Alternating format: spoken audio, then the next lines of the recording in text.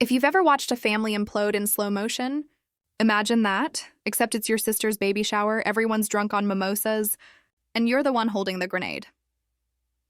That's the first thing I need you to understand. I wasn't there to start a war, or drop a bomb, or tear down the pastel balloon arch my mom spent all week bragging about on Facebook. I was there for one thing and one thing only, the cake. Maybe a little gossip. Maybe the Target registry gifts. But mostly the cake, and yet by the time I walked out, I had set my sister's whole world on fire. It all started in that overly decorated backyard of my mother's house in suburban Texas, pink and white everywhere. From the streamers to the napkins that said, "Oh baby," in curly gold letters. My sister Rachel was glowing. Not the kind of glow that comes from joy or motherhood, but the kind that comes from attention. If you know Rachel, you know she's never met a spotlight she didn't love. Weddings, funerals, karaoke nights at Applebee's, she'll find a reason to grab the mic. And today? She had an audience. I was sipping lukewarm Sprite, trying to stay invisible behind a table full of finger sandwiches when she stood up, holding her bump with both hands like it was the Holy Grail. She adjusted the microphone, smiled like she was about to accept an Oscar, and said, "I just want to thank everyone for being here to celebrate our miracle baby." I swear half the room sighed at once, like a choir of enchanted sheep, Rachel continued, her voice trembling at all the practiced parts. After everything I've been through, I didn't think I could ever be a mom. But God works in mysterious ways. I almost choked on my Sprite. Because here's the thing, Rachel's never been through anything. Unless you count a canceled Pilates membership and her ex ghosting her back in 2020 as deep personal tragedy. But I stayed quiet. Until she said the next part. I especially want to thank my incredible fiancé Mark for standing by me through my health scare. We were told I couldn't conceive, and now look at this blessing. Applause. A few tears. My mom clutching her pearls like she was watching a Hallmark movie. Meanwhile, I sat there thinking, girl, your miracle has a name. And it isn't Mark, because I knew the truth. Rachel knew that I knew the truth. Hell, even my mom knew the truth 8 months ago. Rachel had shown up at my apartment, mascara smeared, clutching a Frosty and fries from Wendy's, sobbing that she'd messed up. She told me she'd had a one-night stand in Miami with a guy named Trey, someone she met at a bachelorette weekend. He had a motorcycle, a gold chain, and a smile that spelled trouble. Then he ghosted her, and when she found out she was pregnant, she begged me not to tell Mark. "I'll handle it," she said. "He doesn't need to know. He'll think it's his." And that's exactly what she did. Now standing there in her floral maxi dress, milking the miracle narrative for likes and validation, I felt something snap inside me. It wasn't rage, it was more like exhaustion. Months of carrying her secret, pretending everything was fine, watching her build a life on a lie. I didn't plan it. I didn't even think. I just stood up. The room went silent, except for the faint pop of a balloon someone accidentally stepped on. Rachel froze mid-sentence, her fake tears drying instantly. "Can we stop with the miracle crap?" I said, my voice shaking, but loud enough to cut through the pastel chaos. My mom whispered, "Oh no." My aunt's jaw dropped. Mark's eyes darted between us. I kept going. "Rachel, tell them the truth. Tell them what you told me on my couch, that this baby isn't Mark's." Gasps. Actual gasps. The kind you only hear in soap operas and church scandals. Rachel's face went pale. "You're joking," she said, voice cracking. "She's joking, everyone. My sister's just being dramatic again." "Really?" I interrupted. "You're gonna pretend you didn't cry about Trey from Miami? The guy with the grill and the motorcycle?" Mark stood up so fast his chair toppled over. He didn't say a word. Didn't even grab his jacket. He just walked out, and that's when the screaming started. Rachel went full soap opera mode, crying, yelling, blaming me for ruining her life. My mom tried to step between us, but I was already backing away, shaking. My hands were trembling, and all I could think was, what did I just do? I left before the chaos could swallow me. No cake, no goodbyes. Just me, my car, and a silence so heavy it buzzed in my ears. The whole drive home, I replayed it again and again. Her face, Mark's face, my mom's horror, the sound of mimosas being dropped and whispered curses. By the time I pulled into my driveway, my phone was already lighting up, calls, texts, voicemails. "What is wrong with you?" From my mom. "You ruined everything," from Rachel. And one message from Mark. "We need to talk. I ignored them all, poured myself a glass of wine and sat in the dark, wondering if maybe, just maybe, I'd gone too far. But then again, hadn't Rachel gone further? She lied, she manipulated. She built her happiness on a secret she was never going to tell. Still, as I sat there, staring at the reflection of the streetlight on my wine glass, one thought kept circling back in my mind. What if the truth doesn't fix anything? Maybe it just breaks everything faster. It was almost 10 p.m. when I heard the knock. At first, I thought it was my mom, ready to exorcise me with holy water and a guilt trip. But when I opened the door, it wasn't her. It was Mark. He looked wrecked. Still wearing the same button-up from the baby shower, sleeves rolled, collar limp, eyes red like he hadn't blinked in hours. He held his car keys in one hand and a half-used pack of baby shower favors in the other, like he'd forgotten they were there. "Can I come in?" he asked quietly. I nodded, stepping aside. We sat on my couch, both too drained to speak. My cat jumped onto the coffee table, meowing like this was just another Tuesday, and Mark gave a hollow laugh. Then silence again. Finally, he asked, "Is it true?" I hesitated, but there wasn't a point in lying anymore. "Yeah," I said softly. He swallowed hard. "And you're sure?" I grabbed my phone and scrolled through my screenshots. The texts Rachel had sent me that night, she showed up crying. I handed him the phone. He read every word, face blank. The one where she said, "He'll leave me if he finds out." The one where she worried, "What if the baby comes out with Trey's skin tone?" When he finished, he just sat there. No yelling, no tears.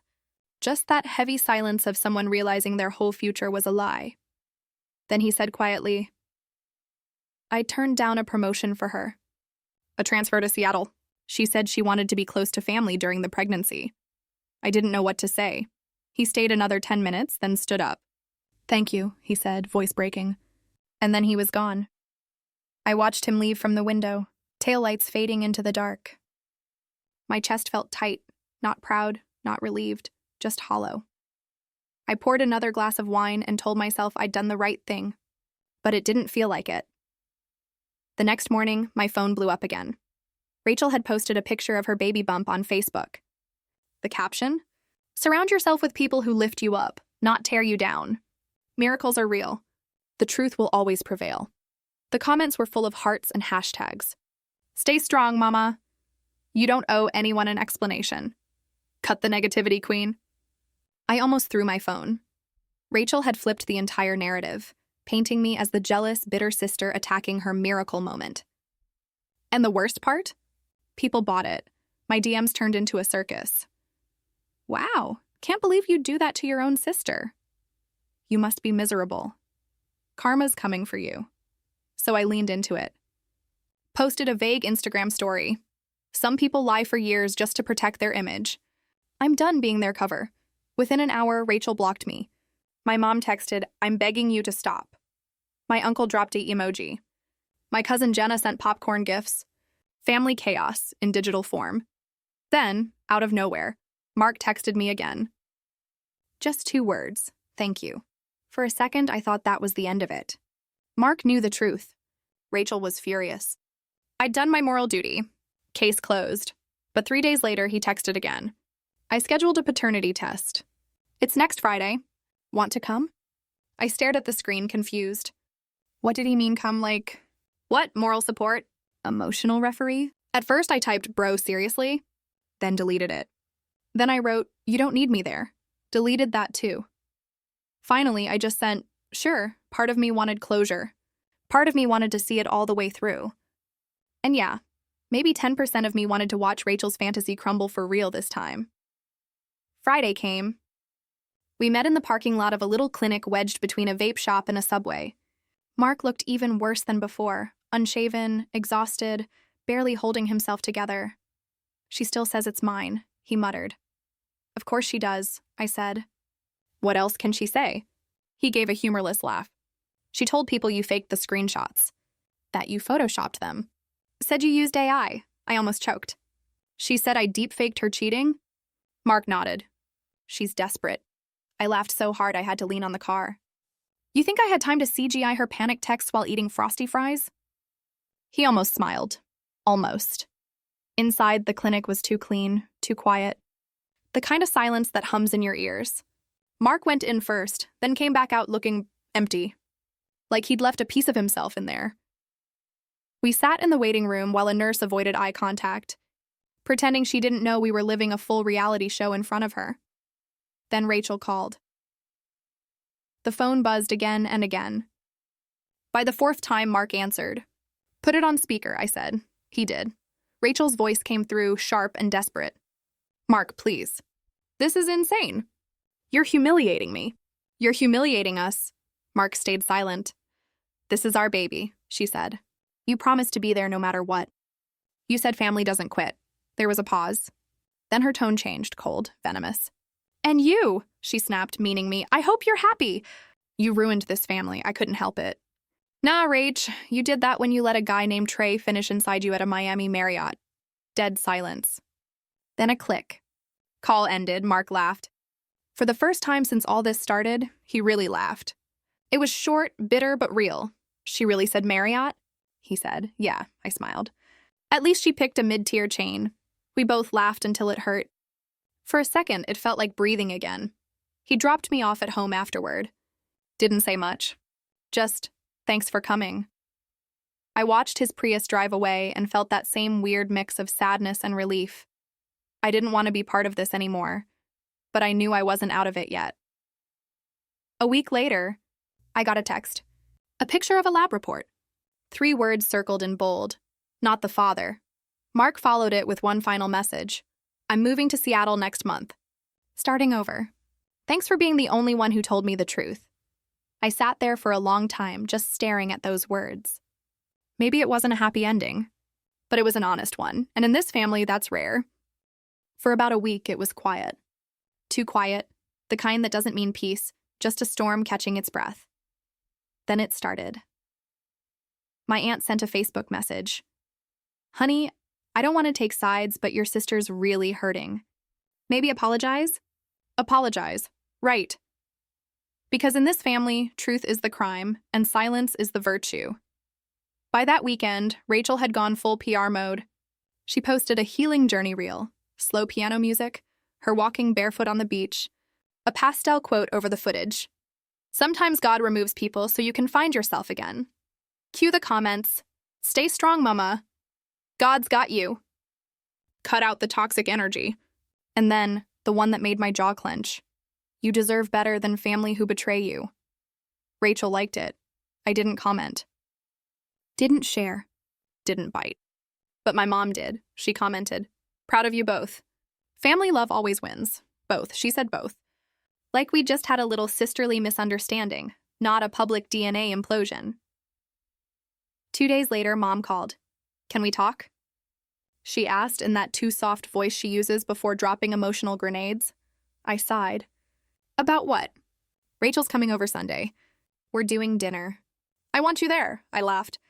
"You can't be serious." "I'm very serious," she said. "This family has been through enough drama. We're going to sit down, talk it out, and move forward."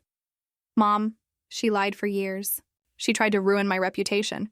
And you exposed her pregnancy at her baby shower?" She snapped. "Nobody's innocent here." That's when I realized, to my mom, it wasn't about truth. It was about keeping the image intact. I said, "I'll think about it." But I already knew I wasn't showing up. That Sunday, around 6 p.m., my phone buzzed again. It was Daryl. Yeah. That Daryl, the guy Rachel cheated with. I hadn't seen his name pop up in months. "Hey, I know you hate me, but I think you should know what's going on," I hesitated. Then typed back, "What do you mean?" He replied with a photo, Rachel, at dinner.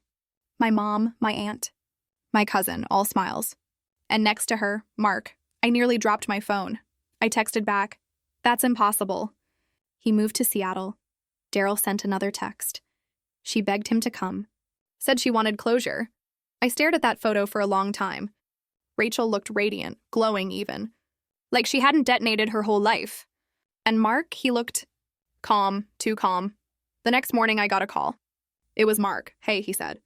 His voice was steady, polite, almost detached.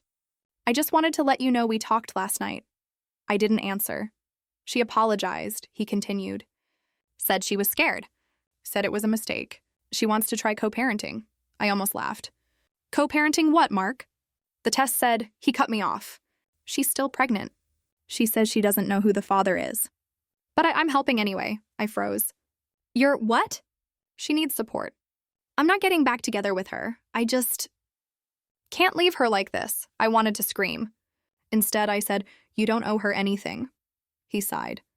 Maybe, but someone has to do the right thing. That hit me like a slap. Because wasn't that what I'd told myself? That I'd done the right thing? And look where that got us. For weeks after that, I didn't speak to either of them. I deleted the screenshots, muted the family group chat, stopped checking Facebook. I told myself I was done. But one night, scrolling through TikTok at 1 a.m., I saw a clip, Rachel, holding her newborn, smiling at the camera with the caption, "Sometimes broken things still build beautiful stories." Mark was in the background, handing her a blanket. The comments were brutal. Redemption queen. Single moms are warriors. Whoever tried to ruin this, hope you're watching. Yeah, I was watching, and for the first time, I didn't feel angry. Just tired. About a month later, I got a card in the mail. No return address. Just a handwritten note. You were right. But I had to see it for myself. Thank you for forcing me to. Mark tucked inside was a Polaroid. The baby, sleeping in a hospital bassinet. No caption. I stared at it for a long time. Then, without thinking, I slipped it into a drawer, not to save it. Just to put it away, because maybe that's what truth really does. It doesn't fix things. It just puts them where they belong. The next time I saw Rachel in person was months later, at our cousin's wedding. She walked in late, baby in one arm, champagne flute in the other. People swarmed her, cooing and complimenting, pretending they hadn't whispered behind her back for months. She caught my eye across the room. We both froze, then she smiled. A small, tired, almost human smile. I nodded back, no words, no drama. Just two people standing in the wreckage, finally. Done fighting. When I got home that night, I looked at myself in the mirror and laughed, not because it was funny, but because I realized something simple and terrible. Truth doesn't always make you the hero. Sometimes it just makes you free, and for the first time in years, that was enough. It's been 6 months. No more family group chats. No more late-night texts. No more drama bleeding into my mornings like a bad hangover. Rachel's raising her baby. Mark took that Seattle job after all. Mom still pretends everything's fine when she sends out Christmas invites with "Family First" typed across the top in gold cursive. And me? I finally stopped trying to fix things that were never mine to fix. Sometimes I catch myself replaying that day. The baby shower, the looks, the shouting, the moment everything cracked open. Would I do it again? Honestly, yes. But I'd do it differently because the truth is, telling the truth isn't heroic. It's heavy. You think it'll set you free, but first it burns every bridge you walk across. I didn't just expose Rachel. I exposed us. Our family's obsession with image, with pretending, with silence disguised as love. And once you see that, you can't unsee it. These days, I've learned that peace and honesty don't always live in the same house. Sometimes you have to pick one, and for the first time, I picked myself. Not the version of me who's the responsible sister, or the one who always cleans up everyone's mess, or the one who keeps the family's secrets tidy. Just me, quiet, flawed, and finally unafraid of being the villain in someone else's story. Because maybe that's what doing the right thing really means. Not being liked, not being forgiven, but choosing what you can live with when the noise dies down. And when I think about it now, about that night, that fight, that silence, I realize I don't regret telling the truth. I just regret expecting anyone to thank me for it. So, if you ever find yourself holding a truth that could break something open, ask yourself this. Are you ready for what happens after? Because truth doesn't just reveal others. It reveals you, and once it does, there's no going back.